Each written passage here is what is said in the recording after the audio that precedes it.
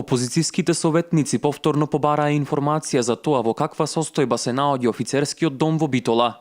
Според нив, оваа точка на дневен ред е потребна за да се добијат информации врз чија основа понатаму ќе бидат преземени чекори за санација и реконструкција на овој објект.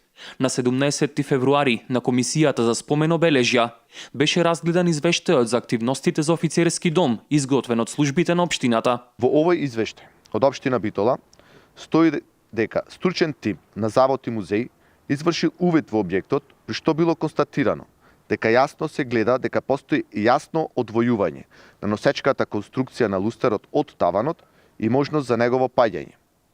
Никој не реагирал, како од општина Битола, така и од Завод и музеј.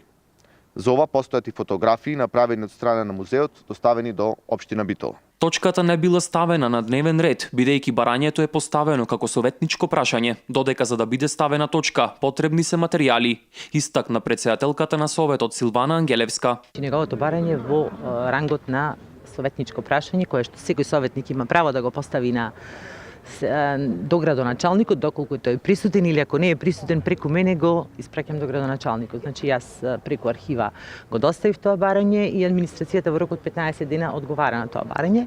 Информацијата советникот ја доби во петокот. Значи тоа веќе беше дневниот ред утврден за денес, се разгледа на комисија и на комисија се донесе одредени заклучоци и се достави барање до администрацијата да се одговори на некои прашања поврзани со офицерскиот дом. Од опозицијата велат дека иако било побарано да се преземат мерки за заштита и да се обезбеди деноноќно чување на објектот, надлежните тоа не го испочитувале. Не информираа дека во февруари 2016 година за одржување и обезбедување на објектот од страна на општината е назначено јавното претпријатие Комуналец од Битола.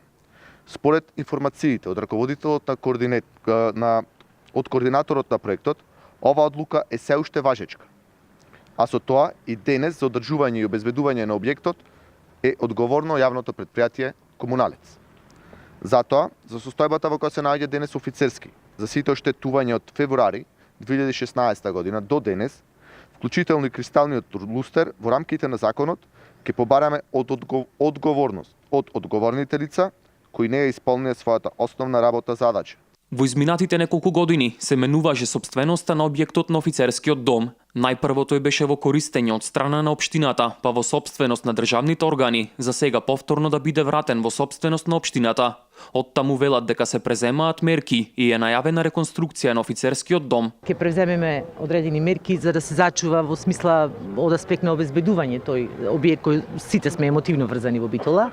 Меѓутоа, сакам да напоменам дека веќе тендерот е распишан за реконструкција на офицерски дом и знаете дека владата во наредниот период предвиде 1 милион евра само оваа година, каде што максимално ќе се вложиме да ја вратиме бавината на тој објект и на таа цела околина околу тој објект. Имено во февруари минатата година беше најавено од страна на лидерот на ВМРО-ДПМН Никола Груевски дека во текот на 2017 година ќе започне целосната реконструкција на офицерскиот дом и истиот ќе биде ставен во функција, а почетната инвестиција е предвидено да изнесува околу 2 милиони евра.